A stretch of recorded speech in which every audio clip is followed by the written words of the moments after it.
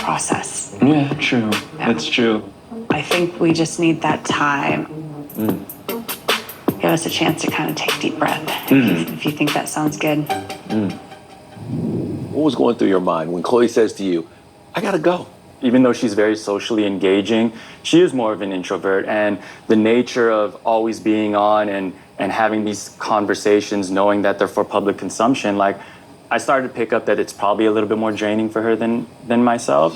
So I really wanted her to know that I support her in that I don't take it personally.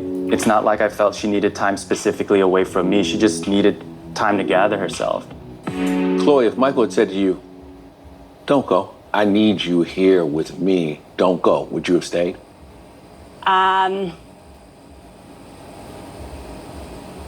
So full transparency, not only would I have stayed, but that was what I needed to hear. Because what I didn't share, and I should have, was that I was not feeling up to that point that Michael was actually invested in this marriage.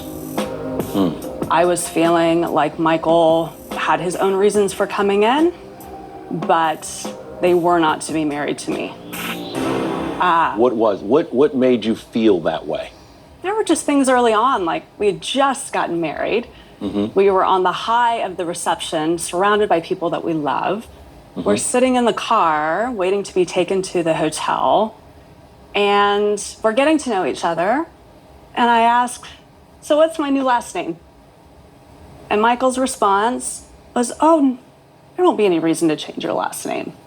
So I'm thinking, okay, so maybe he's just a modern guy and he thinks that I can keep my last name if that's what I want, but it's stuck. And then finding out that his mom didn't know. I came from a place of truly understanding that there could be cultural differences and truly understanding that you're gonna have to sort things out from your first trauma with your first match in the way that you need to. So I tried to look past it. But I feel like if you're fully committed to marrying somebody, it doesn't matter what trauma it might cause to your family needs to know that you're married. Like, why am I stepping outside of my comfort zone so far and giving 175% to someone and something, not feeling like it is genuinely reciprocated? So in regards to the last name, I'll be quite honest, I don't recall stating it like that at all. I recall stating like, it could be Shakalis Brown, you don't have to change your last name. But I remember stating it in a pretty open-ended manner. But that would be my retort to the last name. In regards to my mother not knowing, it's not that I didn't tell my family, I didn't tell my mother. My mom already had a lot of reservations and concerns when I did this the first time. And it was something that I wanted to broach with Chloe early on. At the time, the way I interpreted her response was that it was a full support. Now, granted, if she would have communicated to me that it bothered her, I probably would have challenged it to a degree. I'm not saying I would have just been like, okay, well then I'll go and tell her. There probably would have been more of a dialogue. But at the time when we had that discussion, I didn't pick up on that at all. I didn't feel like Chloe was just placating me or giving me lip service. I really thought that she supported. And I wasn't. I wasn't placating. I wasn't giving you lip service.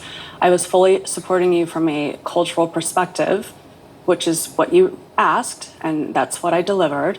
And when I say that it was not until his no on decision day that I started saying, wow, so maybe this is why he didn't tell his mom.